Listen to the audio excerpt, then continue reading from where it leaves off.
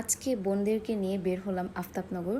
So আফতাবনগরের এই ভিতরের সাইডটা আমার অনেক বেশি ভালো লাগে, কজ আজকে কিন্তু বৃষ্টি পড়ছিল। তো বৃষ্টি পড়ার পর ভাবছিলাম যে হয়তো বা আজকে আমাদের বের হওয়া হবে না, পরে দেখলাম যে না, বৃষ্টিটা কমে গিয়েছে। দেন তাড়াহুড়া করে রেডি হয়ে দেন বের হয়ে পড়লাম। আফতাবনগরের ভিতরের সাইডটা আমার অনেক বেশি ভালো লাগে, এবং যারা বেশি ছবি তুলতে পছন্দ করেন তারা কিন্তু এখানে অনেক সুন্দর সুন্দর ছবি তুলতে পারবেন।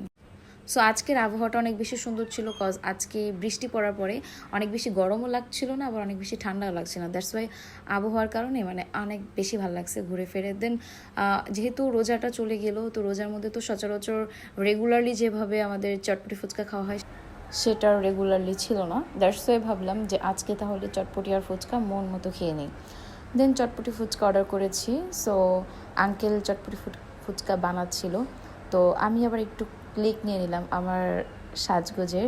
সো অলরেডি চটপটিটা চলে আসছে। বিলিভ ইট অর নট, চটপটির একটুও মজা না, যেটা কিনা আমার বাসার সামনের 30 টাকার চটপটিটাও এর থেকে বেশি মজা।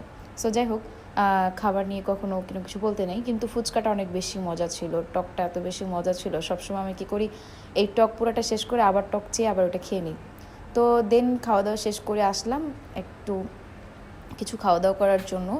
তো খাওয়া দাওয়া করার জন্য বলতে কি, আমার পেট একদমই ভরা ছিল, কজ দুপুরে লাঞ্চ করে আমরা বের হয়েছি। সো তারপরেও ভাবলাম যে বাইরে বের হয়েছি, না খেলেই নয়। সো যার কারণে আমরা 3টা প্লেটার অর্ডার করেছি। ফ্রাইড চিকেন অ্যান্ড এগ ছিল। এই প্লেটারটা সেট মেনুটা খুবই ভালো ছিল, মজার ছিল।